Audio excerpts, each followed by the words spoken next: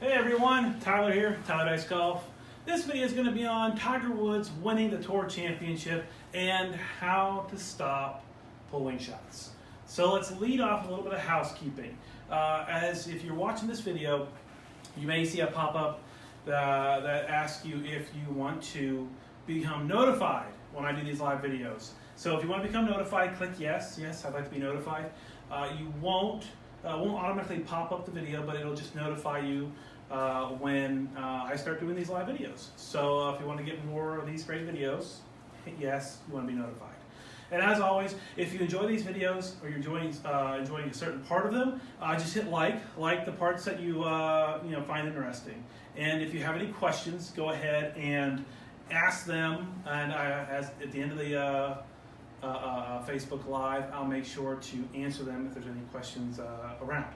It doesn't have to be on the topic, it can be on anything, so if you have any questions, just go ahead and shoot them my way.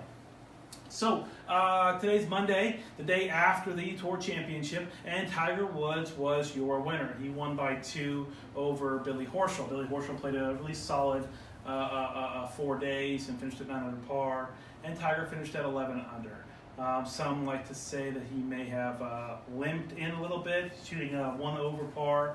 But, I mean, Tiger Woods came out very strong. He played the front nine, like 1 under par or so, and hit a lot of great shots, and kind of just watched everyone just implode around him, which is kind of what Tiger has always done.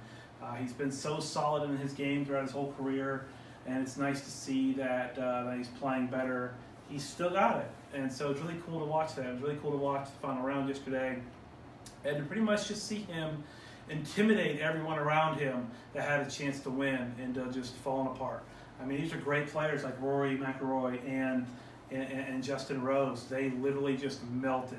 They fell apart in his presence in a 4-round stroke play event. And it was really cool to see that Tiger Woods, again, still has it. It's really cool to watch that. Justin Rose was your FedEx Cup champion for the year. He somehow got to first place. He had a really consistent year, a ton of top 10s, a bunch of second place finishes, and so yeah, congratulations to Justin Rose. He already lost his world #1 ranking. Dustin Johnson got it back, which should be as no surprise. I think we can all agree that Dustin Johnson is a better golfer week in and week out than Justin Rose, as evidenced by, I think Dustin Johnson had 3 wins this year to Justin Rose's 1.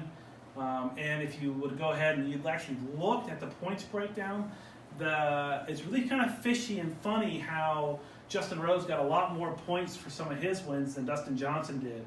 I think we can all agree that the best players in the world, week in and week out, with the exception of maybe 4 or 5 events for the year, play on the PGA Tour. So the best players play on the PGA Tour, but somehow you can get more world ranking points playing in Europe on some of the European PGA Tour events. I don't necessarily know how that works out. When you have guys like Jordan Spieth, Patrick Reed, Brooks Koepka, Dustin Johnson that are playing every week on the PGA Tour, and these are the best players in the world that are winning majors, and somehow the the Turkey Open gets more world ranking points than the FedEx St. Jude.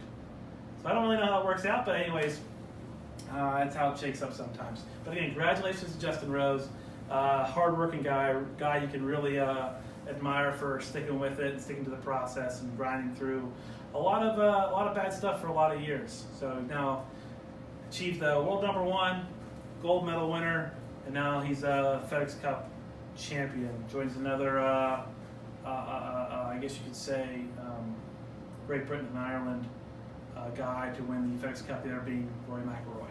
So congratulations to him, and again, happy for Tiger Woods.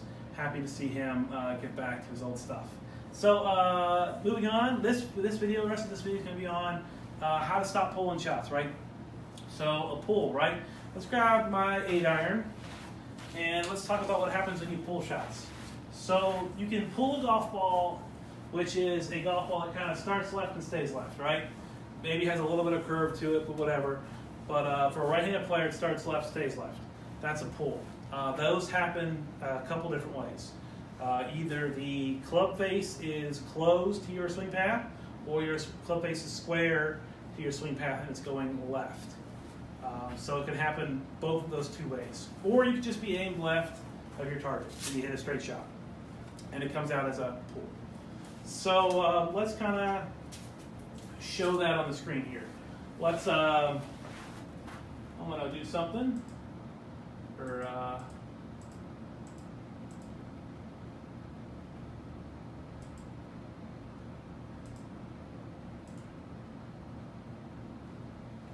we can clear that data off, and we're going to try and hit some pulls, right?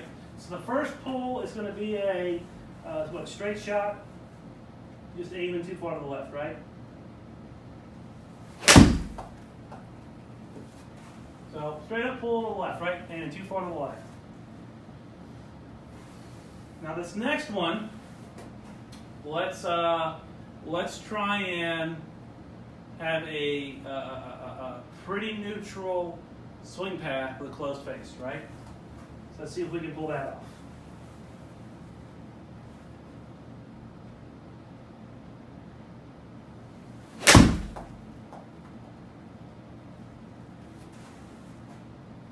Yep, just like that. So, you know, obviously here, let's bring that screen back up again.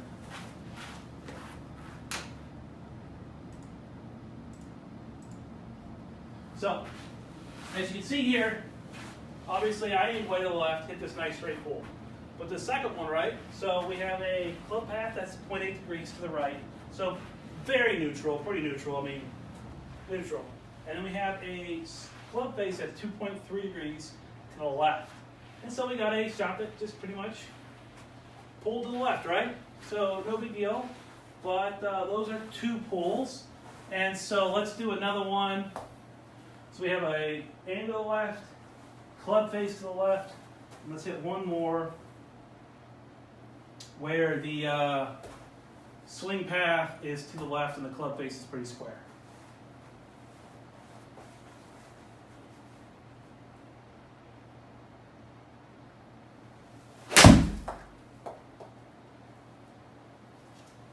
Oh, pretty straight.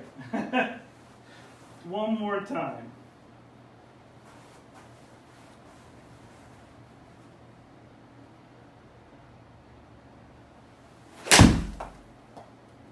There we go. Yep.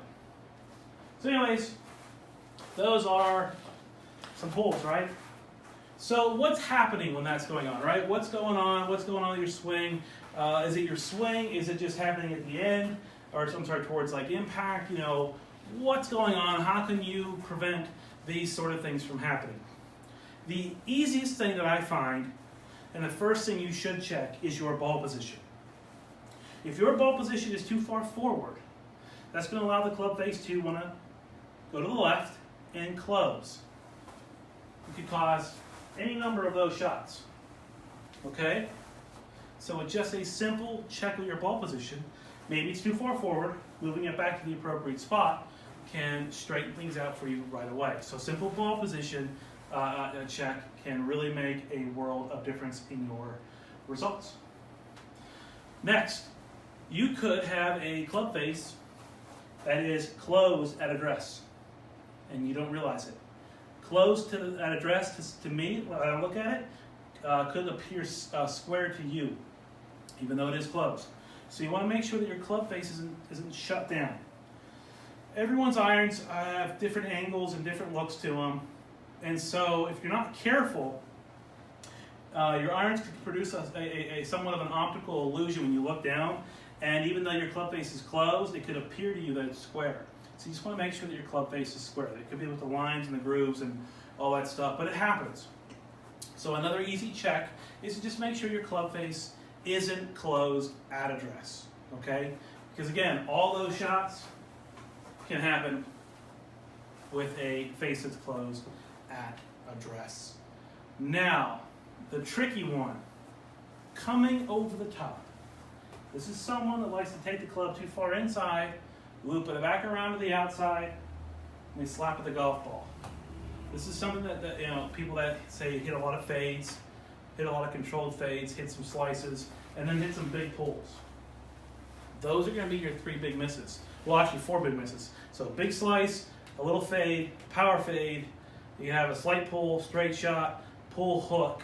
You know, actually, so like 6, 7 different ball flights you could end up having with this one swing path, which is no good.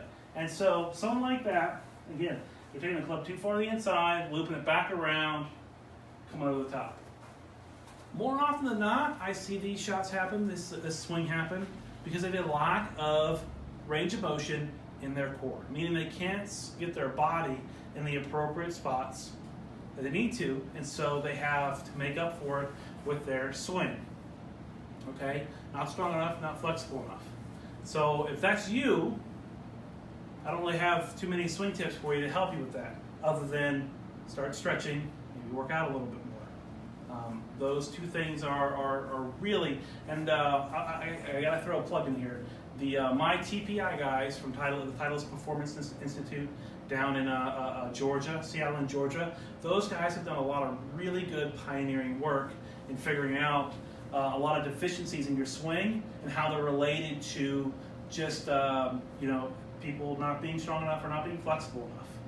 Okay, you don't have to have a body like like a bodybuilder. You don't need to have that kind of body to play good golf.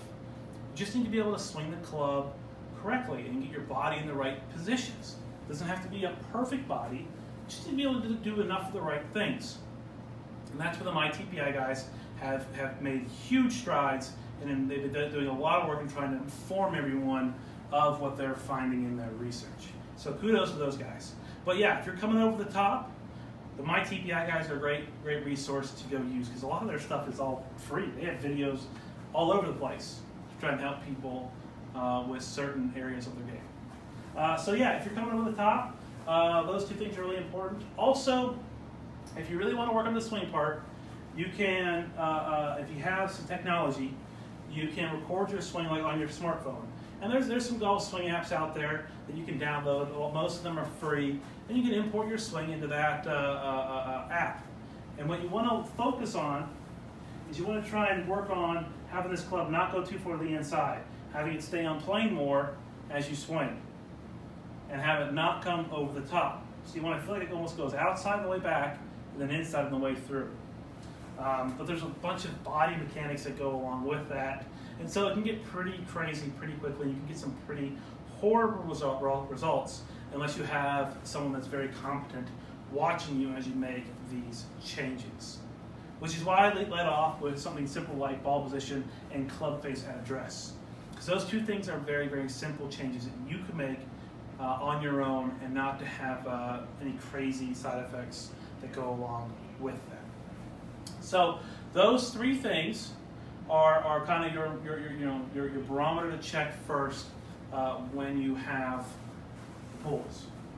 Again, golf is a pretty simple game, right? It's essentially all about squaring up your path and your face at impact, right?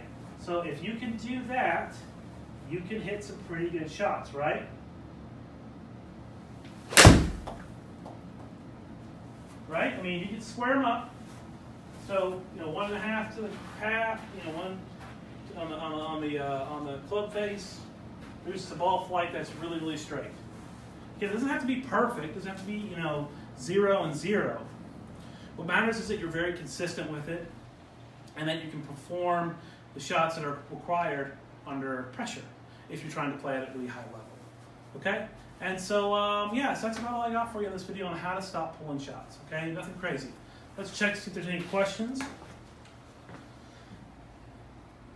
All right, no questions that came through today. No big deal. If you're watching this video delayed, make sure you like it, because liking it helps it go out to more and more people. So like this video if you enjoy the content that I gave you today. Also, if you're watching this video delayed and you do have a question, just go ahead and ask it. You can either message it to me, or you can just type it here in the comment section. And I do check the comments.